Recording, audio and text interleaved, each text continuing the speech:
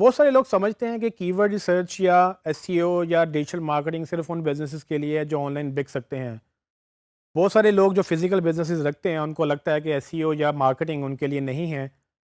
वो इसको इग्नोर करते हैं और वो अल्टीमेटली इसमें फ्लॉप हो जाते हैं।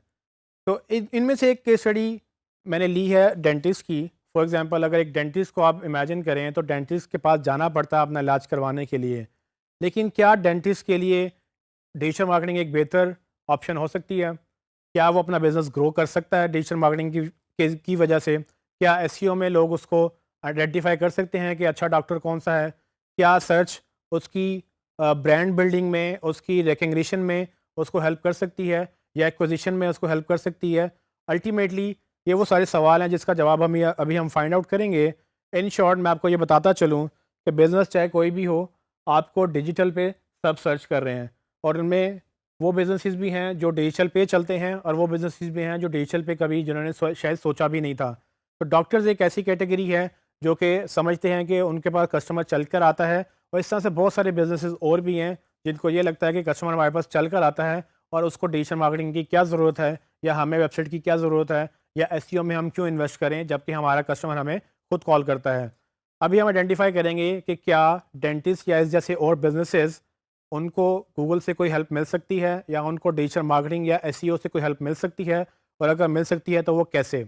आइए देखते हैं।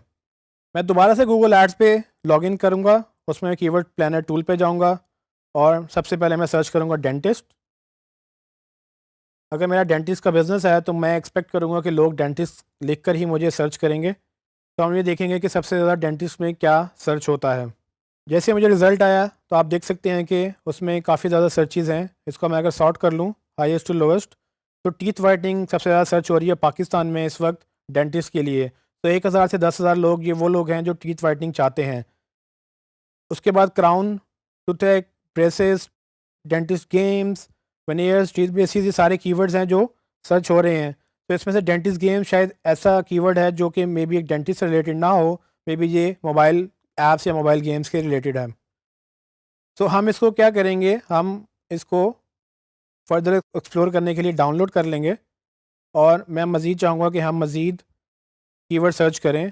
तो फॉर एग्जांपल मुझे यहाँ पर डेंटल क्लिनिक एक वर्ड नज़र आया जो कि एक अच्छा कीवर्ड है डेंटिस्ट के लिए।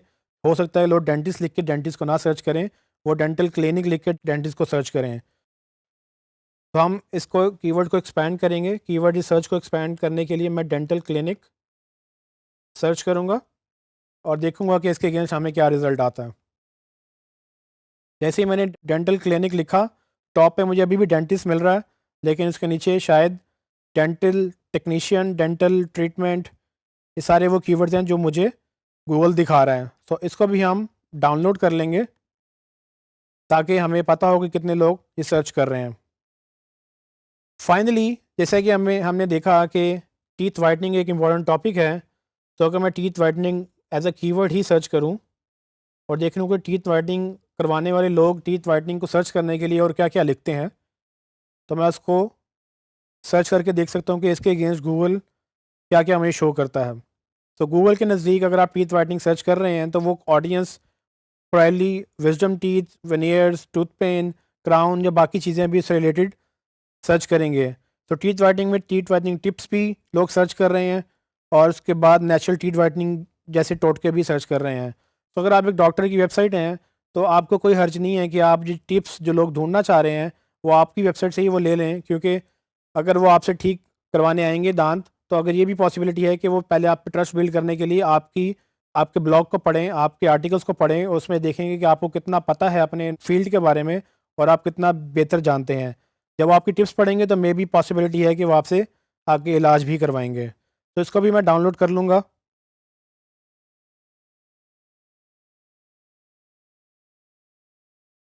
मैं अपनी गूगल ड्राइव में जाकर एक नए क्लाइंट का फ़ोल्डर क्रिएट करूँगा जिसमें मैं इसका नाम XYZ डेंटिस्ट रख रहा हूँ।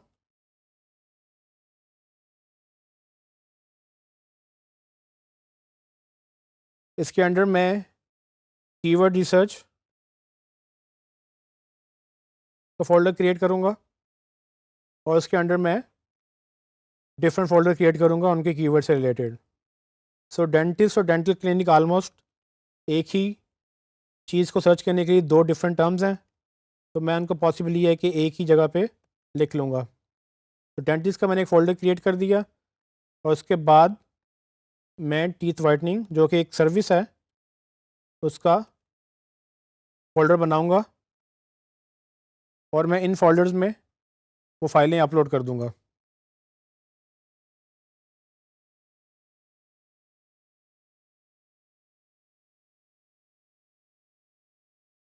जैसे कि आप देख सकते हैं कि मैंने फ़ाइलें अपलोड कर दी हैं और मैं अब इसको एक फ़ाइल को ओपन करूँगा और उसमें अपने कीवर्ड शॉर्टलिस्ट कर लूँगा, ये देखने के लिए कि मेरे कौन से कीवर्ड्स रिलेटेड हैं और कौन से नहीं। तो आपने देखा होगा कि मैंने फ़ाइलों के नाम चेंज नहीं किए, जो कि बाद में मसला कर सकती हैं कि मुझे शायद याद ना रहे कि ये फ़ाइल किस कीवर्ड के अगेंस्ट थी। तो मैं इसको अभी चेंज कर सकता हूँ, ताकि हमें ये बाद में याद रहे कि ये हमने किसके अगेंस्ट सर्च की थी।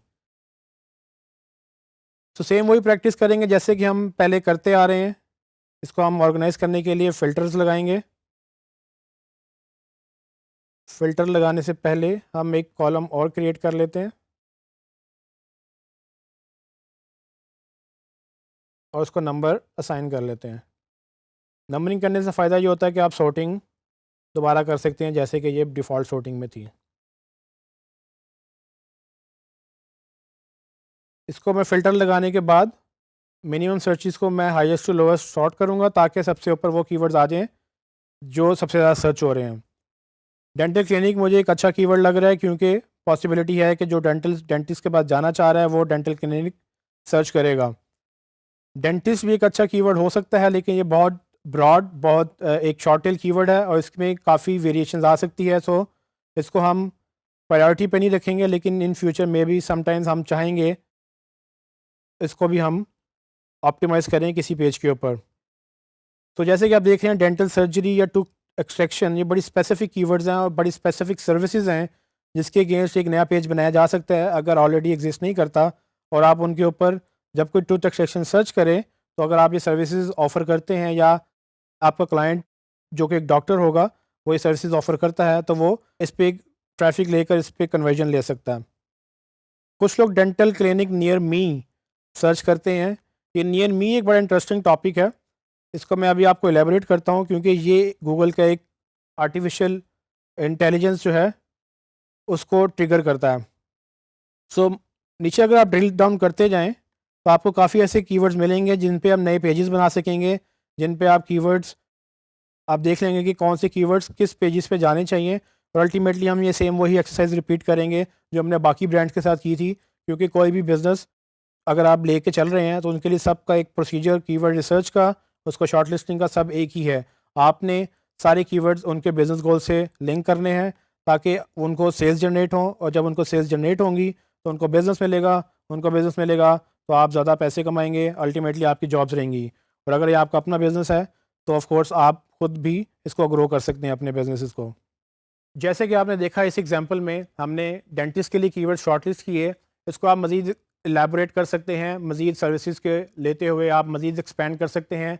मेरा मकसद ये था कि मैं आपको आइडिया दे दूं कि स्टार्ट कैसे होता है और ये कैसे किया जा सकता है। ऑफ कोर्स इसमें कोई लिमिट नहीं है और ये नेवर एंडिंग प्रोसेस होता है, क्योंकि जब तक वेबसाइट होती है तब तक आप इसको करते चले जाते हैं। इसमें एक इंपॉर्टेंट बात जो हमने देखी वो थी डेंटिस्ट नियर मी। तो नियर मी का कीवर्ड एक बड़ा इंपॉर्टेंट कीवर्ड है जो कि बड़ी तेज़ी से गूगल में पॉपुलर हो रहा है। तो जैसे कि हमने शुरू में डिस्कस किया था कि गूगल हमें हर जगह से ट्रैक करता है। जब लोग लिखते हैं नियर मी, तो असल में गूगल को लोग ये पूछते हैं कि मैं जहाँ खड़ा हूँ या मेरे आसपास मैं जहाँ पर हूँ उसके आसपास मुझे डेंटिस्ट दिखाओ। तो डेंटिस्ट नियर मी का मतलब ये हुआ कि मैं इस वक्त जहाँ पर हूँ गूगल मुझे उसके आसपास के रिजल्ट्स दिखाएगा। अब नियर मी गूगल कैसे आइडेंटिफाई करेगा कि मैं कहाँ हूँ और वो कैसे मुझे आसपास के रिजल्ट दिखा सकता है। तो इसके लिए गूगल का पूरा एक इंजन ट्रिगर होता है और वो आपकी लोकेशन ट्रैक करता है। और लोकेशन ट्रैक करने के लिए वो आपके मोबाइल फ़ोन से जीपीएस से ट्रैक कर सकता है। अगर आप सिस्टम पे हैं तो वो आपके आईपी एड्रेस से ट्रैक करेगा और आपको वही रिजल्ट्स दिखाएगा जो आपके आसपास होंगे। तो इमेजिन करें कि अगर आप डेंटिस्ट ढूंढें और आप पाकिस्तान में हैं और आपको दुबई में डेंटिस्ट का रिजल्ट मिल जाए, तो क्या आप उस पर क्लिक करेंगे? और अगर आप क्लिक करेंगे तो क्या आप उसके पास जा सकेंगे? नहीं। तो बेसिकली होगा क्या कि गूगल यही चाहता है कि आपको राइट टाइम पे राइट रिजल्ट दे। तो जब मैं ये लिखूंगा डेंटिस्ट नियर मी और मैं लाहौर में हूँ, तो लाहौर के ही डेंटिस्ट मुझे नज़र आएंगे। और पॉसिबिलिटी है कि वो लाहौर के अंदर भी, अगर मैं एक लोकेलिटी में हूँ, फॉर एग्जांपल मैं गुलबर्ग में हूँ, तो सिर्फ गुलबर्ग के ही मुझे डेंटिस्ट दिखाएगा।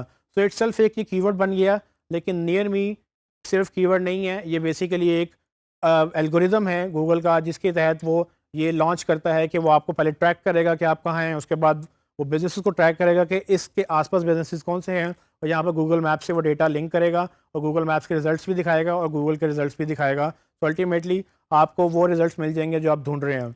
तो ये चीज़ें बिजनेसेस के लिए बड़ी इंपॉर्टेंट हैं, अंडरस्टैंड करना कि लोग क्या लिख कर सर्च करते हैं और किस तरह से क्यूरीज बदलती हैं डिफरेंट सर्विसेज को ढूंढने के लिए।